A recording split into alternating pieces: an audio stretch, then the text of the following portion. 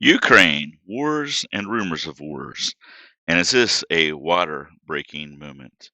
This is George Whitten with Worthy News. It is February 28th, 2022. Before I get started, I want you to understand deception is everywhere. At the beginning of Matthew 24, when Jesus is asked, give us the sign of thy coming and the end of the world. Yeshua's words were, take heed that no man deceive you, meaning that deception would be everywhere. The reality is that the situation in Ukraine is so unbelievably complex. It's a complete quagmire. One thing is that I don't trust Russia. I don't trust Putin. And I don't. I trust Russians. I know a lot of Russian believers, but I don't trust Putin. He hasn't had a democratic election. He goes ahead and jails journalists that speak out against him. He's arrested his opposition, thrown him in jail for indefinite periods of time. I don't trust the Ukrainian government. The Ukrainian government's been in such corruption. They've been involved in so many U.S. scandals. I don't trust the Ukrainian government. I don't trust the U.S. media for reporting for what's happening. I've seen multiple stories this past week of them reporting stories, and they're using images and photos and videos that are years old from different situations. The whole situation has deception all over it. And we as believers, we have to kind of see through deception so that we know how to pray. So let's go ahead and get started. Now, this is an article we put out January 19th, 2022. So this is over a month ago. And this article was done by Stephen Boss. He's our chief international correspondent in Budapest. He's been working with us for a long, long time. He has a lot of contacts in Europe. And he was contacted when this story was just breaking. We are trying to verify so that we are reporting to you accurate information. We don't go ahead and put out articles that are clickbait. We don't have any advertising on our site. Our whole goal and our whole concept of reporting the news is so that you can pray into the events that are getting ready to take place so that you can effectively fulfill your calling as a prayer warrior, your calling as a watchman. Now, this informed source told us, ready, in January 19th, 2022, he told us way before this all took place. You can go back and read this yourself. But he said this. He said a Russian invasion was increasingly likely to occur early as next month, near the end of the 2022 Winter Olympics in Beijing, despite the threat of more Western sanctions. Our source on the ground was absolutely correct. The war started the day after the Olympics. The day after. We had a month to prepare and pray into the events. And this whole situation really could have been avoided. This is an article done by the Cato Institute, and it really details why the Russians felt threatened. The Russians felt threatened because NATO continued to expand right on its doorsteps. And, we see the expansion. It started with East Germany being part of it, and then later Poland, Czechoslovakia, and Hungary, and then later the Latvian states, and then you have the Romania and Bulgaria. And if Ukraine were to go ahead and be part of it, it would be right on Russia's doorstep, just like Estonia and Latvia. And so you have a situation of 1960s, the Cuban Missile Crisis, where the United States felt threatened with Russia planting nuclear missiles in Cuba. This is the same situation. You have to understand that Ukraine was nuclearly disarmed in 2004. So as we go through, we realize the Russians, they went ahead and tried to stop this expansion. We had a situation in Belarus about a month ago. And the Belarusian government, the Russians came in and basically have set their troops there so that this does not take place. and they're going to be there indefinitely. Now, what's happening in the last days is really shocking because Belarus has basically said we're going to go ahead and host Russian nuclear missiles if the war escalates. So the Russians, they believe, that they've been betrayed. This is a recent article in the UK Guardian. This was done on January 12th, 2022. And they believe that NATO is betraying them.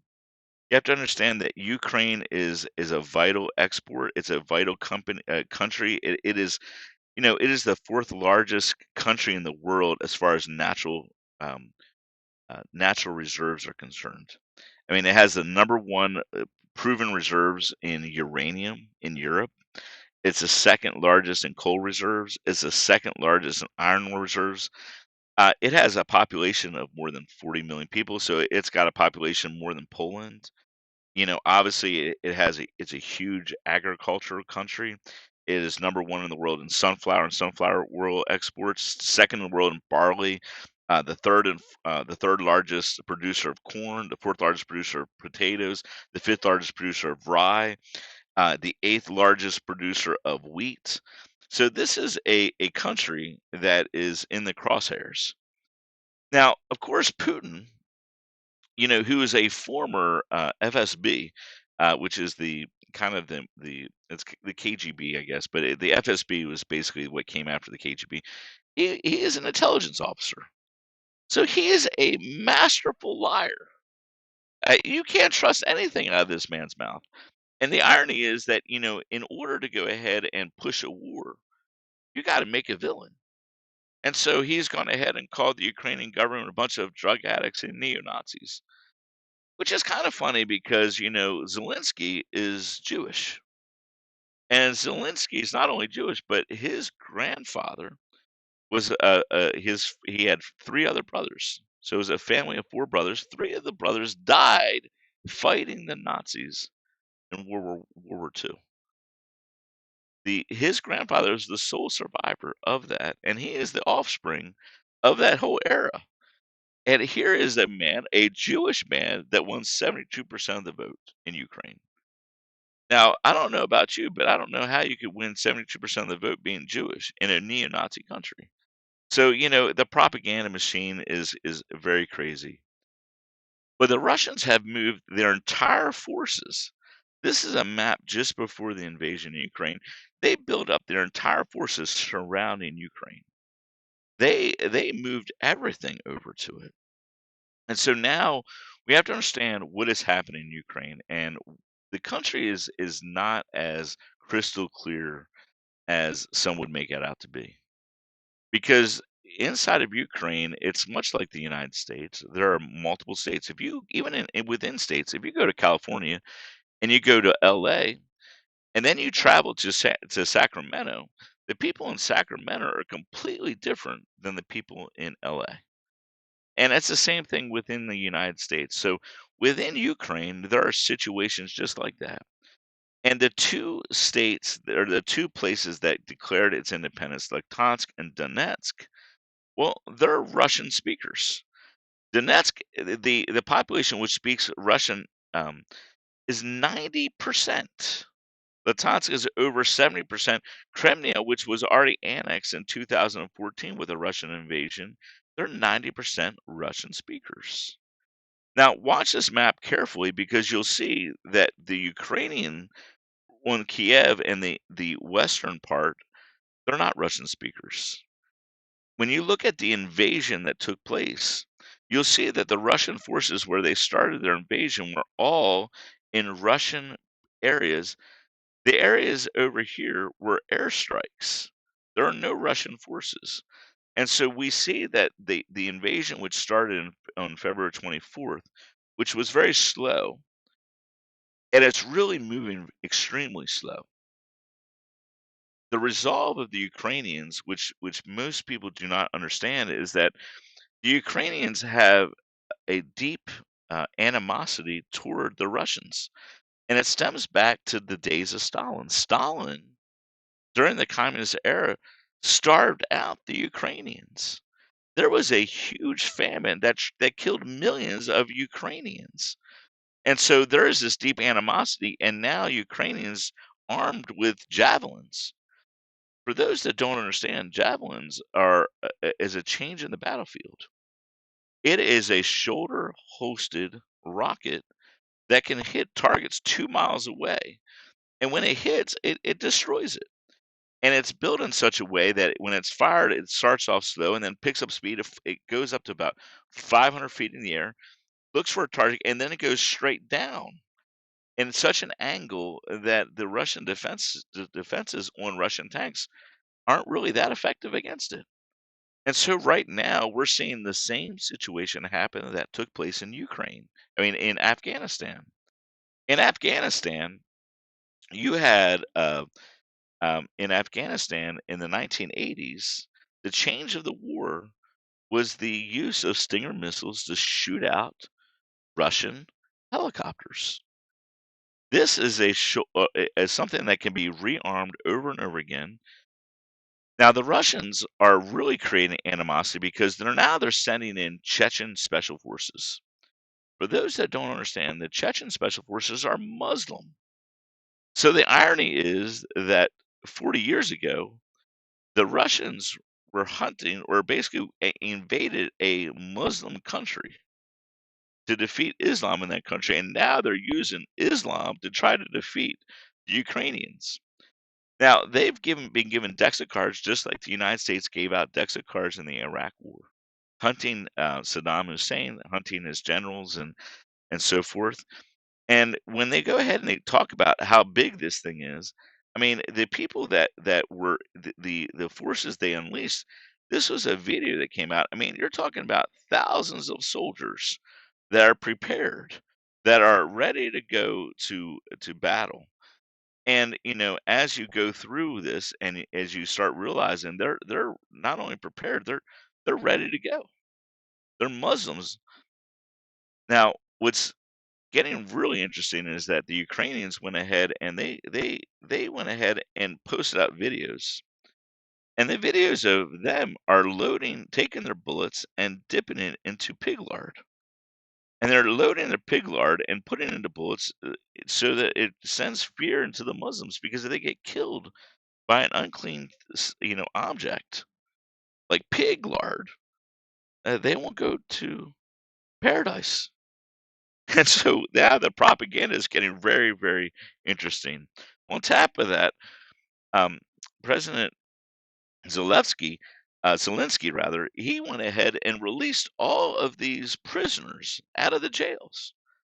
Just like in Afghanistan, the Taliban released all these prisoners that were in jails, and to go ahead and recapture, so to speak, Afghanistan.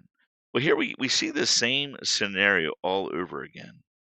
Now, all these things are creating a very crazy scenario in the sense that um, we are seeing now the collapse of the Russian economy. The ruble is in complete collapse. Right now, the Russian banks jumped their interest rates 20%, and this has forced the Russians to come to the negotiating table. If they came to the table today, chances are it's not going to amount to very much. But them coming to the table so early shows that they're really not in a very good position. So this war hopefully will be over, but chances are it probably won't be. Now within Russia, you have mass protest. This was protest that was outside of St. Petersburg, and out of these protests, you had over 6,000 people arrested, and they're threatening to charge them with treason, which is 20 years in jail. Now, with all of this and all this craziness, oil has jumped up to over to 100 dollars a barrel, and the Biden administration is still importing oil from Russia, which is trying to stop the invasion. We're actually giving them the money for it doesn't make a whole lot of sense. And on top of that, this was February 22nd. The Biden delayed all the oil permits. And if you go through this, the Biden administration has delayed the issuing of permits for new oil and gas drilling on federal land. So we're getting ready to have a mass price hike in oil, which is going to affect everything. It's going to affect the prices of everything because petroleum is made in plastics. Petroleum is made in or used in the transport of food. It's used in the transport of all goods. Everything jumps. Now, on top of that, most people don't realize that Ukraine has one of the largest Jewish populations in the world. And so now Israel is preparing for a mass influx of Ukrainians coming in. And so now we're at a situation where we're seeing these things take place. With this, we're also seeing a potential war happening in Taiwan. In this article, this is February 22nd or 25th. Ukraine invasion unnerves global funds bracing for Taiwan risk. And if you go through this, you'll read here that global funds dumped the equivalent of $1.19 billion of Taiwanese stocks on Thursday, the biggest one-day withdrawal in a year. So you follow the money, and people are looking at a war. This week, starting yesterday, going into Tuesday or Wednesday, the Chinese are having um, drills off the Taiwanese coast. Just before the Russians invaded Ukraine, there were drills just a few days before, and so now we're looking at a situation that all these things are compounding. Now I'm going to talk about how this could explode into Iran and the Israeli situation. But I have to take you back to 2015. Now in 2015, if you remember, we were there was a lot of books written about the four blood red moons on the Tetrad. Now I happen to be in Jerusalem, and this is actually the photo I took. And you'll see that the blood red moon, it's not so big. It wasn't as big as, the photos that you saw. What we find out later is that they superimposed a photo of the moon and took the picture of the city and put them together. But in reality, when I was there, this is how it looked. And that night was a very peculiar night. As I was sitting there watching, there was no one really there around 2:30, 3 o'clock, and all of a sudden, buses started showing up, and bus after bus, and all of these Christian, were dressed in linen garbs with shofars, and they're blasting shofars and are anticipating the rapture. And meanwhile, while they're blowing the shofars, the Muslim prayer tower, the minarets, start going off.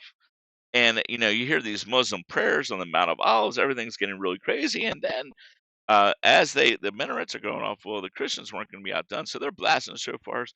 It was a very bizarre night, say the least. But what I'm doing is I'm looking at events, and I'm not trying to anticipate what's coming. I just look at it and just know what's coming, and then I watch the news carefully. Well, if you watch the news carefully, right, just a few days after this, the Russians begin its first airstrikes in Syria. Now, here was the blood red moon, right, just a few days prior, and then the Russians started their airstrikes in Syria. Then shortly thereafter, we find billions of barrels of oil. Now, this is October 7th. When I actually went back to look at the stock price of Genie Energy, I go ahead and I study it, and I realize the price hike, the jump happens on the day of the blood red moon. And so here we are, and this thing we're talking about significant qualities, layer 350 meters thick, right? It's massive. It's 10 times larger than the average oil find worldwide. So we're talking about a huge amount of oil. Now the company that found it, Genie Energy, if you actually go to it, you'll see the who's who of this. Let me expand this out a little bit so you can kind of see. The who's who, we'll see who's on Genie Energy. You have Dick Cheney, the former vice president of the United States. Let me go back here. Rupert Murdoch of Fox News, James Wosley, a former CIA director, Larry Summers, the former head of the U.S. Treasury, Bill Richardson, a former ambassador of the United Nations, Jacob Rothschild of the Rothschild family. So this company is very involved. Now, at the same time, when this is taking place, the Russians this past week said, we do not look at the results of what's taking place on the Golan Heights as part of Syria. We do not look at the Golan Heights as part of Israel. We look at this as Syrian space. We are setting up for the hooks. Now, at the same time, the Russians basically said we are overlooking the sovereignty of Israel of Syrian airspace. Meanwhile, you have Israel striking within Damascus, and the strikes happening within Damascus are happening, and we have to understand that Damascus prophetically is talked about being a ruinous heap, that it's going to be, destroyed. Meanwhile, this particular week, we're looking at a situation where the talks are continuing on in Vienna, and the talks when we start looking at the things that are talking about, the draft text of the agreement is including billions of unfreezing billions of dollars in Iranian funds. Well, if we're talking about the release of billions of dollars, that's going to go to terrorists. And so we're at a place now where this whole thing is setting up. Now, this particular week, this is an article inside of the Iranian newspaper Watan Amroz, I'm sorry. And it is a conservative kind of paper inside Iran, and it's on its main page says we need to maintain an Iranian nuclear deterrent so the fate of Iran would not be the same fate as Zelensky and Ukraine. And they referred to the time when the Ukrainians gave up its nuclear arsenal in 1994. We're talking about an incredible series of events that now they're saying we need to have a nuclear weapons in order to prevent anyone from attacking us. Now, at the same time, this is an article inside the Jerusalem Post. And this is an article that came out February 19th, and it basically talks about them building a new unbombable nuclear facility. And it literally says in this article that this is a game changer.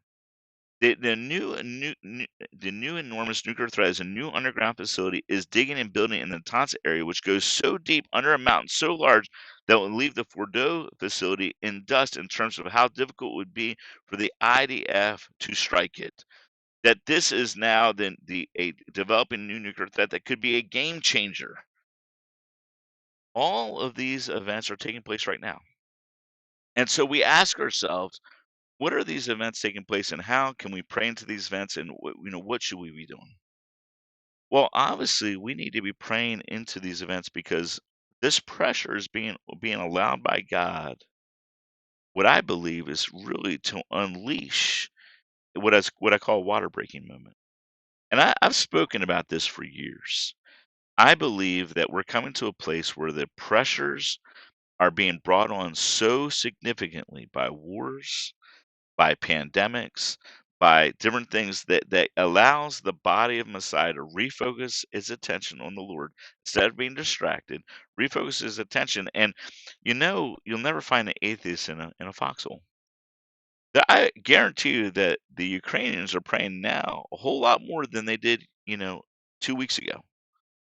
And so what does that do? Well, that activates people into praying.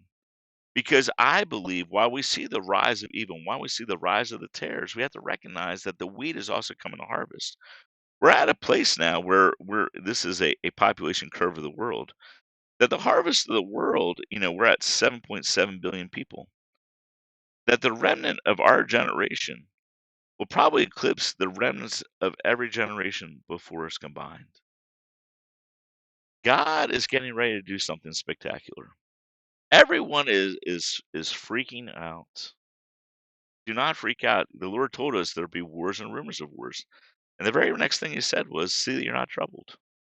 Do not freak out. Realize what is taking place. Realize your destiny. You're alive for such a time as this to pray into these events. Pray for the innocent people in Ukraine. Pray that the Russians go to the peace table. Pray that there's peace.